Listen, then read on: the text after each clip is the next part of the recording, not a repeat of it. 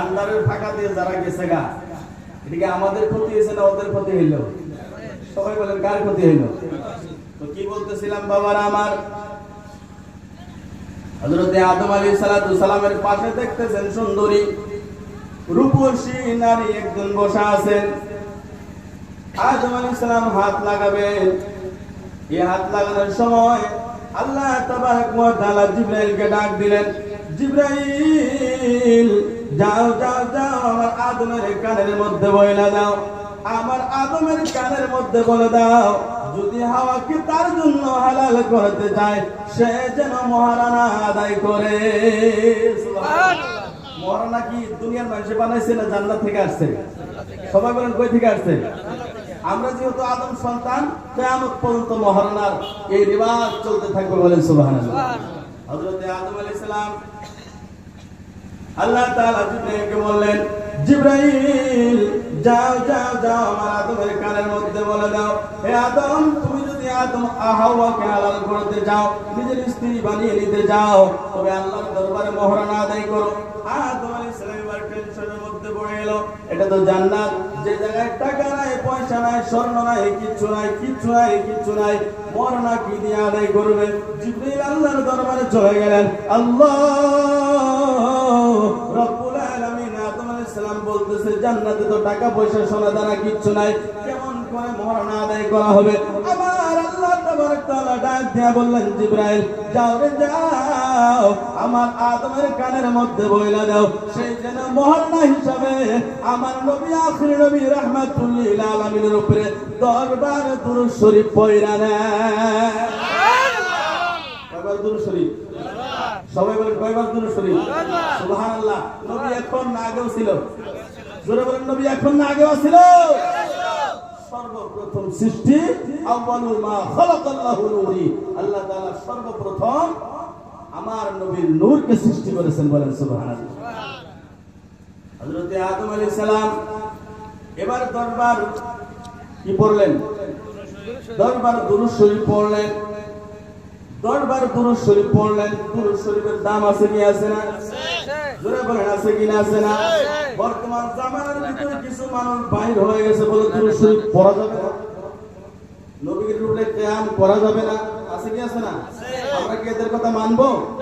সবাই বলেন মানবো? আমরা আহলে সুন্নাত ওয়াল জামাত মাসলাকে আলা হযরত, আমাদের শেষ নিঃশ্বাস পর্যন্ত হুজুর আব্দুল গনি রাহমাতুল্লাহি আলাইহির তরিকা অনুযায়ী আমরা মাসলাকে আলা হযরতের ভিতরে থেকে শেষ নিঃশ্বাস ত্যাগ করতে পারি, বলেন সুবহানাল্লাহ। আমার ভাইরা বাবারা আমার, আল্লাহ তাবারক ওয়া তাআলা বললেন আদম মহারানা হিসেবে দরবার দুরূদ শরীফ পড়া দাও, মহারানা আদায় হয়ে যাবে। বন্ধুগণ আমার, এবার আদম আলাইহিস সালাম হাওয়াকে নিয়ে জান্নাতের ভিতরে থাকে, হাওয়াকে নিয়ে জান্নাতের ভিতরে থাকতে আছে, থাকতে থাকতে থাকতে থাকতে এমন একটা সময় হয়ে গেল ইবলিস শয়তান হযরত হাওয়াকে যায় ফুসলানো শুরু করে দিয়েছে। হাওয়াকে যায় ফুসলানো শুরু করে দিয়েছে। ওই জায়গার ভিতরে গুন্দম খাওয়ার পরে আল্লাহ তাবারক ওয়া তাআলা হযরত আদমকে বলেছিলেন লা তাকরাবু হাযিহি শাজারাতা, ওই গাছের নিকটবর্তী যাও না, ওই গাছের কাছাকাছি যাইতে পারবে না। কিন্তু শয়তানে ফুসলা হাওয়াকে গুন্দম খাওয়াইয়া দিল, হযরত আদম আলাইহিস সালামকে গুন্দম খাওয়াইয়া দিল। এবার জান্নাতে আর থাকতে পারে না, জান্নাতের লেবাসটা খুলে চলে গেল। জান্নাতের লেবাস পরে যাওয়ার পরে আল্লাহ তাআলা আদম হাওয়াকে দুনিয়ার জমিনের মধ্যে পাঠায়া দিলেন। একজন এক জায়গায়, আরেকজন আরেক জায়গার মধ্যে 350 বছর পর্যন্ত কাঁদতে আছে, আল্লাহর দরবারে তওবা করতে আছে। কাঁদতে কাঁদতে আদম আলাইহিস সালাম দরিয়া পাড়ায় দিয়েছেন, চোখের পানি দিয়ে দিয়ে বুক বাঁচাইতে থাকে আর আল্লাহর দরবারে তওবা করতে থাকে। রব্বুল আলামিন হযরত আদম আলাইহিস সালাম শরমে লজ্জায় 350 বছর পর্যন্ত আসমানের দিকে তাকায় দেখে না।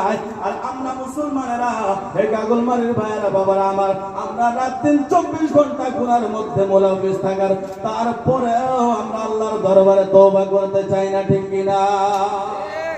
আমার ভাইরা বাবারা আমার, আদম আলাইহিস সালাম 350 বছর পর্যন্ত এক জায়গায় আদম কাঁদতেছে, আরেক জায়গায় হাওয়া কাঁদতেছে, 350 বছর পর্যন্ত কাঁদতে আছে। আমার নবীর কেমন মর্যাদা আমি কথাগুলো আপনাদেরকে বুঝায় যাইতে চাই। শুনতে রাজি আছেন কি আছেন না? সালাম 350 বছর কান্দার পরে একবার আরশের পায়ের দিকে আসমানের দিকে তাকাইয়া দেখলেন, দেখতে আছেন আসমানের আরশের পায়ের নিচে লেখা আছে লা ইলাহা ইল্লাল্লাহ মুহাম্মাদুর রাসূলুল্লাহ। হযরত আদম যখন লা ইলাহা ইল্লাল্লাহ মুহাম্মাদুর রাসূলুল্লাহ দেখলেন, হযরত আদম আলাইহিস সালাম দিলের মধ্যে বিশ্বাস হয়ে গেল, আল্লাহর নামের সঙ্গে যার নাম থাকে, আল্লাহর নামের সঙ্গে যার নাম লেখা থাকে, দুনিয়ার ভিতরে সব থেকে প্রিয়, সব থেকে মাহবুব হলেন সেই মানুষ। জোরে বলেন না সুবহানাল্লাহ। এবার হযরত আদম আলাইহিস সালাতু সালাম আল্লাহর দরবারে তওবা করতেছেন, আল্লাহুম্মা ইন্নী আসআলুকা বিহাক্কি মুহাম্মাদিন সাল্লাল্লাহু আলাইহি ওয়াসাল্লাম। এইভাবে যখন তওবা করলেন, আল্লাহ তাআলা আদম আলাইহিস সালামের তওবা কবুল করলেন। সংক্ষেপে আলোচনা বাবা, আদম হাওয়ার আরাফাতের ময়দানের মধ্যে দেখা হয়ে গেল। কিয়ামত পর্যন্ত যত হাজী সারা দুনিয়া থেকে হজ করার জন্য যাবে, চাই আপনার আশিগড় থেকে হোক, চাই আপনার গাগলমারি থেকে হোক, হিন্দুস্তানের যে কোনো কোনায় থেকে, সারা দুনিয়ার যে কোনো কোনায় থেকে যদি কেউ হজের জন্য যায় বাবারা আমার, ওই উকুফে আরাফা, আরাফাতের ময়দানে একদিন থাকতে হবে। সুবহানাল্লাহ সুবহানাল্লাহ। সালামের দেখা হয়ে গেলেন। এবার আল্লাহ তাআলা ডাক দিয়ে বললেন, ইয়া আদম, ইয়া আদম মান আরাফতা মুহাম্মাদান। হে আদম, তুমি মুহাম্মদ নবীকে কেমন করে চিনলা, কেমন করে জানলা, আমার নবীকে কিভাবে চিনাক্ত করলা? আদম আলাইহিস সালাম ডাক দিয়ে বলে, আল্লাহ রব্বুল আলামিন 350 বছর কাদার পরে আমি আকাশের দিকে একবার তাকাইয়া দেখলাম, তাকায় দেখতেছি আকাশের পায়ের নিচে, আরশের পায়ের নিচে লেখা আছে লা ইলাহা ইল্লাল্লাহ মুহাম্মাদুর রাসূলুল্লাহ। আমার বিশ্বাস হয়ে গেছে পৃথিবীর জমিনের ভিতরে আল্লাহ আপনি যাকে ভালোবাসেন তিনি হলেন মুহাম্মাদুর রাসূলুল্লাহ। সুবহানাল্লাহ সুবহানাল্লাহ। পরশমণি নবীর মন সোনার খনি, নবীর নাম জপে যায় জন সেই তো দো জাহানের ধনী, ঠিক না? আমার আদম যখন এই কথা বললেন, আল্লাহ আমার বিশ্বাস হয়ে গেছে আপনার নামের সঙ্গে নাম লেখা আছে, এই জন্য আপনার নবী মুহাম্মাদুর রাসূলুল্লাহর ওসিলায় আমি দোয়া করলাম, তওবা করলাম, আল্লাহ আপনার আমার তওবা কবুল করে নেন। আল্লাহ তাআলা ডাক দিয়ে বলেন, আদম আজকে তুমি তোমার খাতা ইস্তাদি করো, তোমার লজ্জিত কেন?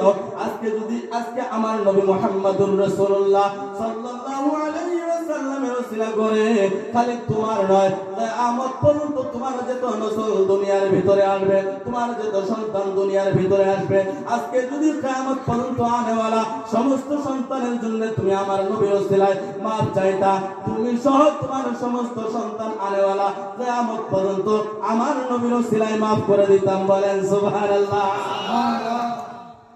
নবীর ওসিলায় মাফ করে দিত। আমরা সেই নবীর উম্মত, খুশি না বেজার? সবাই বলেন খুশি না বেজার?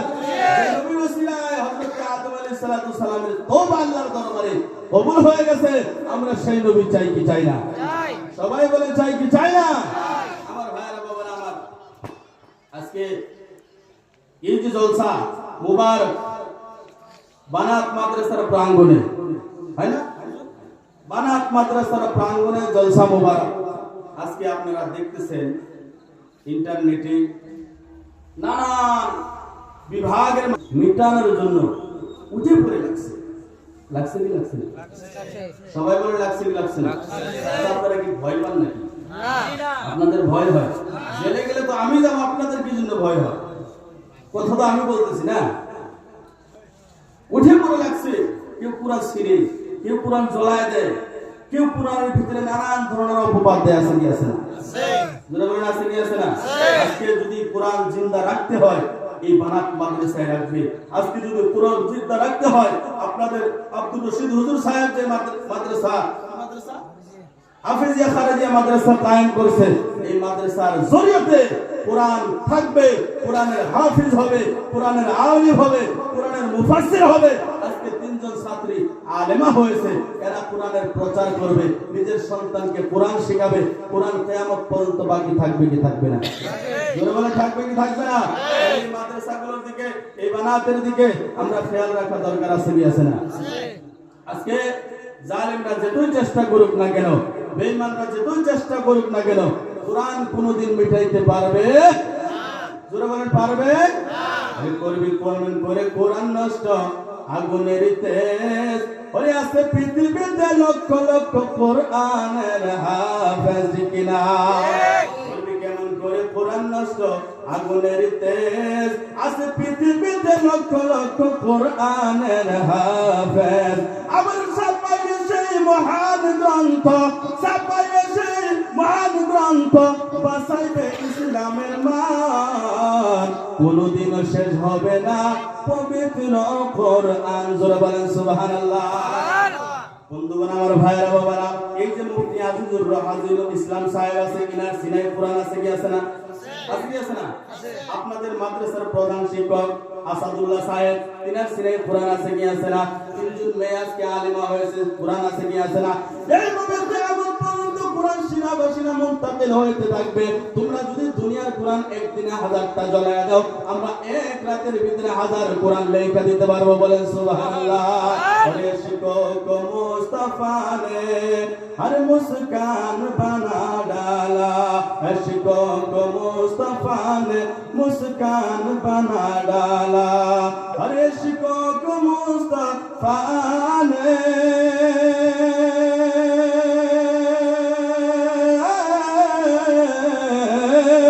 शिक्षक मुस्ताफा ने मुस्कान बना डाला मुस्कान बना डाला मुश्किल को मुस्तफा ने आसान बना डाला। नारे तकबीर नारे रिसालत हजरत अल्लामा मौलाना मुफ्ती मेहदी आलम साहब किबला नारे तकबीर नारे रिसालत मुश्किल को मुस्तफा ने आसान बना डाला। ওই জালিমদের জন্য শের এই কবিতা যারা কোরআন মিটাবার চায় कुरान को ये दुनिया कुरान को ये दुनिया अब कैसे मिटाएगी कुरान को ये दुनिया अब कैसे मिटाएगी कि कुरान को ये दुनिया